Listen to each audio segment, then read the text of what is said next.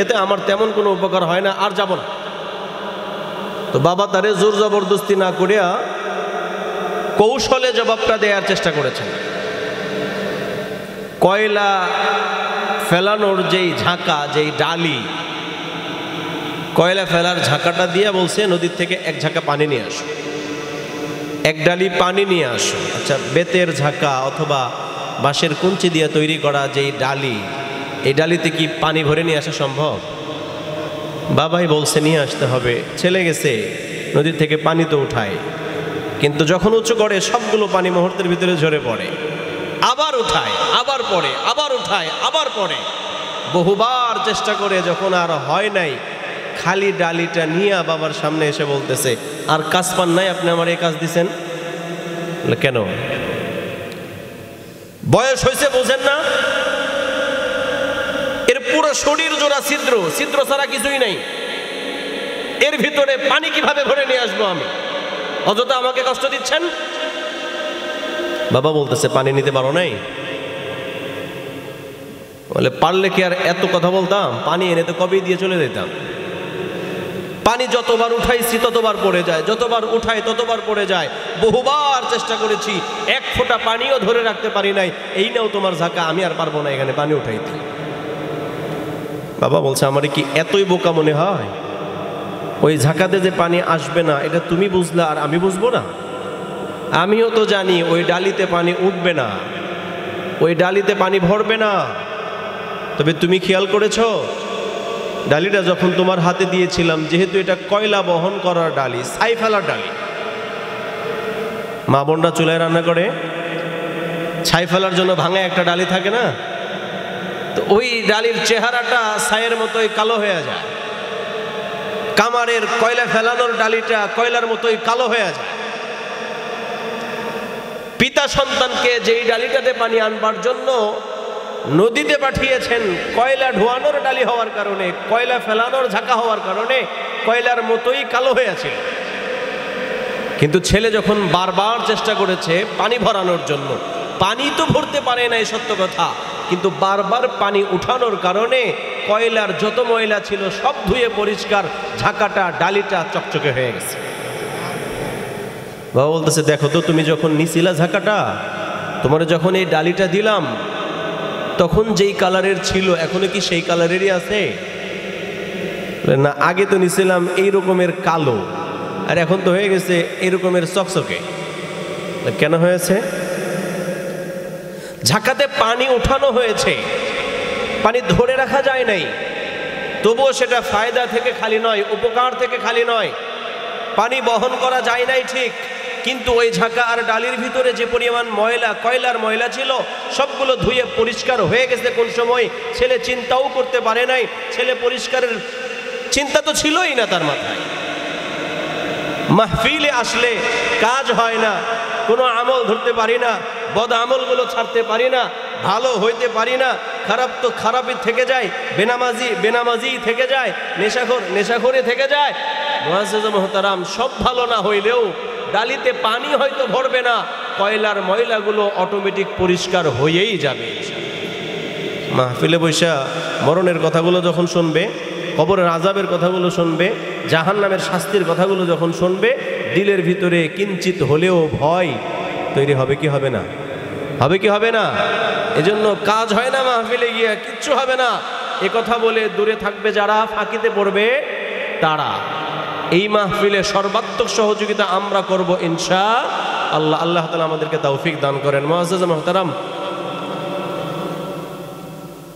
যারা আমাদের সাথে ধোঁকাবাজি করে, যারা আমাদের সঙ্গে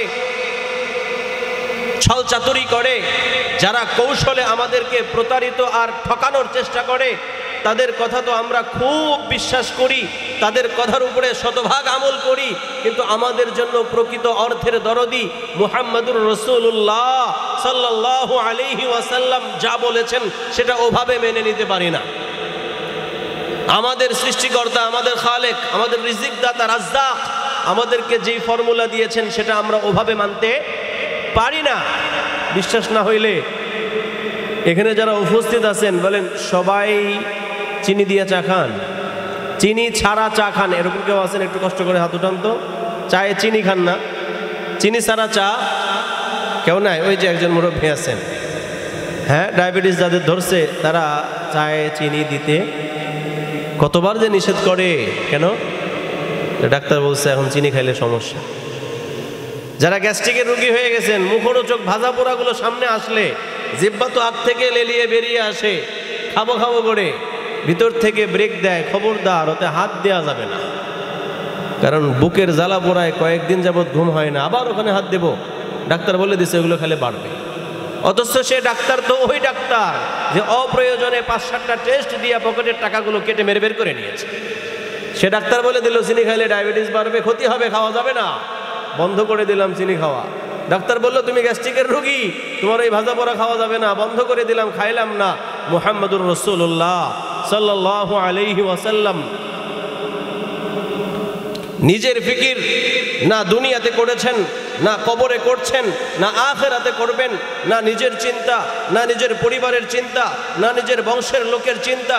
হাসরের ময়দানেও যখন সব মানুষগুলো ইয়া নফসি ইয়া নফসি বলে চিৎকার করতে থাকবে, সূর্যটা মাথার অর্ধ হাত নিচে নেমে আসবে, অর্ধ হাত উপরে এসে তাপ দিতে থাকবে, আর ওই তাপে মানুষের মাথার মগজগুলো টকবক টকবক করে উতলাইতে থাকবে, গলে গলে পড়তে থাকবে।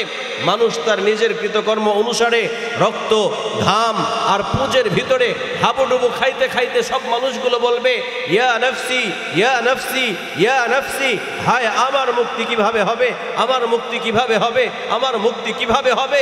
সেই কঠিন মুহূর্তে সব মানুষগুলো যখন নিজের চিন্তায় বিভোর থাকবে, কেবলমাত্র একজন দরদি মানুষ নিজের চিন্তা করবেন না, বরং রব্বে করিমের কুদরতি পায়ে সেজদা দিয়া বারবার রবের কাছে বলতে থাকবেন রব্বি হাবলি উম্মতি, রব্বি হাবলি উম্মতি, রব্বি হাবলি উম্মতি। আয় আল্লাহ আমার উম্মতকে মাফ করে দাও, আল্লাহ আমার উম্মতকে মাফ করে দাও, আল্লাহ আমার উম্মতকে মাফ করে দাও। ওই মানুষটা আমাদেরকে যেগুলো বারণ করলেন সেগুলো কয়দিন মানলেন? ওই দরদি মানুষটা আমাদের জন্য যে প্রেসক্রিপশন দিলেন সেটা কয়দিন খুঁজে দেখলাম? ওই দরদি মানুষটা আমার জীবনের উন্নতির জন্য যে পরামর্শ দিলেন সেটা আমি কোন সময় মানলাম? কপালে সুখ থেকে আসবে? কে আমার সুখের কাণ্ডারি তার পরিচয় জানি না, আর যে আমাকে ধোঁকা দিয়া ঠকায় তার কথা কখনো ফেলি না, আমি সুখ কোথায় পাব? এজন্য জীবনের মোড়টা ঘুরে নিতে হবে। কোরআনে কারীম থেকে যে আয়াত তেলাওয়াত করেছি, আল্লাহ রাব্বুল আলামিন বলেন ইয়া আইয়ুহাল্লাযীনা আমানু দুখুলু ফিস-সিলমি কাফা ওয়ালা তাত্তাবিউ খুতুওয়াতিশ শাইতান ইন্নাহু লাকুম আদুউম মুবিন। ইয়া আইয়ুহাল্লাযীনা আমানু, হে ঈমানদাররা, তোমরা যারা ঈমান এনেছো, তোমরা যারা পরকালে বিশ্বাসী হয়েছো, তোমরা যারা আখিরাতকে বিশ্বাস করো, তোমরা যারা আল্লাহকে ভালো বিশ্বাস করো, তোমরা যারা জান্নাত বিশ্বাস করো, জাহান্নাম বিশ্বাস করো, কবরের জগৎকে যারা বিশ্বাস করো, ওই ঈমানদারকে ডাক দিয়ে আল্লাহ তাআলা বলছেন উদখুলু ফিস-সিলমি কাফা, পরিপূর্ণরূপে ইসলামে প্রবেশ করো। উদখুলু ফিস-সিলমি কাফা, পূর্ণাঙ্গ রূপে ইসলামে দাখিল হও, প্রবেশ করো। ওয়ালা তাত্তাবিউ খুতুওয়াতিশ শাইতান, শয়তানের পদাঙ্ক অনুসরণ করো না। ইন্নাহু লাকুম আদুউম মুবিন, ওই শয়তান তোমাদের জন্য চিরশত্রু, প্রকাশ্য দুশমন। শুধুমাত্র কালিমাটা পড়ে রেখে দিলেই যথেষ্ট না, শুধুমাত্র ইবাদতগুলো নিয়ম মতো পালন করলেই যথেষ্ট না। রব্বে করিম ঘোষণা দিলেন উদখুলু ফিস-সিলমি কাফা, পুরাপুরি ভাবে ইসলামে দাখিল হয়ে যাও। পুরাপুরি ভাবে ইসলামে দাখিল হওয়ার অর্থ হইল জীবনের প্রত্যেকটা বাঁকে ইসলামের নির্দেশনা রয়েছে, শরীয়তের ফরমান রয়েছে। জীবনের প্রতিটি বাঁকে ইসলামের নির্দেশ জেনে জেনে সেই অনুযায়ী তোমার জীবনকে চালা।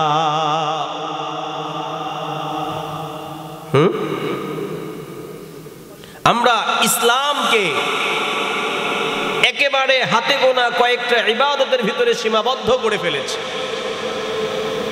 ইসলাম মানে নামাজ পড়বে, আসছে রমজানে রোজা রাখবে, পয়সা কড়ি থাকলে একবার হজ করে আসবে, বছরে বছরে যাকাত দেবে, মাহফিলে কিছু দান খয়রাত করবে, এগুলোর নামই ইসলাম আর ধর্মকর্ম। এতটুকুই ইসলাম? নাকি ইসলাম পূর্ণাঙ্গ জীবন বিধান? জীবনের এমন কোনো ক্ষেত্র নাই যে ক্ষেত্রে ইসলামের কোনো বিধিনিষেধ নাই। হযরতে সালমান ফারসি রাদিয়াল্লাহু তাআলা আনহুকে তাচ্ছিল্য করে কুফফারে কুরাইশ জিজ্ঞাসা করেছে, সালমান, তোমাদের নবী নাকি তোমাদেরকে সবকিছু শিখায়? সালমান ফারসি রাদিয়াল্লাহু তাআলা আনহু বলছেন, আরে হ্যাঁ, সবকিছু মানে কি জানো? বাথরুমে কিভাবে প্রবেশ করব, বাথরুম থেকে কিভাবে বেরোবো, বাথরুমে প্রবেশ করবার সময়ে কি বলতে হবে, বাথরুম থেকে বেরোয় কি বলতে হবে, সব এগুলো পর্যন্ত আমাদের নবী শিখায়। যে ইসলামের মধ্যে কাজায়ে হাজাত, বাথরুমের প্রয়োজন সারবার নিয়ম নীতিগুলো দেওয়া আছে, সেখানে সমাজনীতি, অর্থনীতি, রাজনীতি এগুলোর কোনো সমাধান মনে হয় নাই? নাকি সব কিছুই আছে?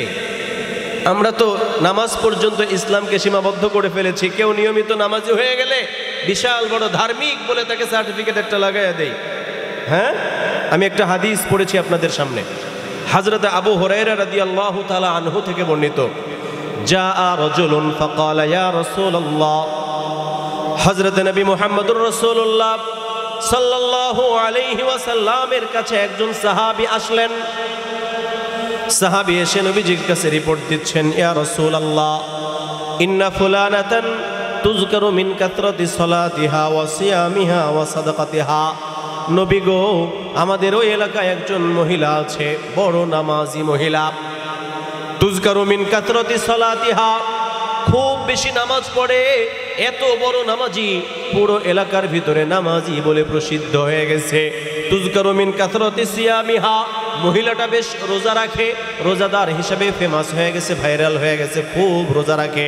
তুযকারু মিন কাসরাতি সাদাকাতিহা, মহিলাটা খুব দান খয়রাত করে, শুধু নামাজ পড়ে আর রোজা রাখে তা না, মহিলার দানের হাতটাও বেশ লম্বা, অনেক দান খয়রাত করে, পুরো এলাকার ভিতরে দানবীর হিসাবে খ্যাতি লাভ করেছে। নামাজে ভাইরাল হয়েছে, রোজা রেখে ফেমাস হয়েছে, সদকাতে পপুলার, ভাইরাল হয়ে গেছে, খ্যাতি লাভ করেছে। এতগুলো নেক আমল করবার পরে সাহাবী নবীজিকে স্টেটমেন্ট দেয়, গায়রা আন্নাহা তুদি জিরানাহা বিলিসানিহা, ইয়া রাসূলুল্লাহ, ইয়া হাবিবাল্লাহ, এই ভালো কাজগুলো সে খুব করে, পাশাপাশি সে তার জবান দিয়া তার প্রতিবেশীকে কষ্ট দেয়।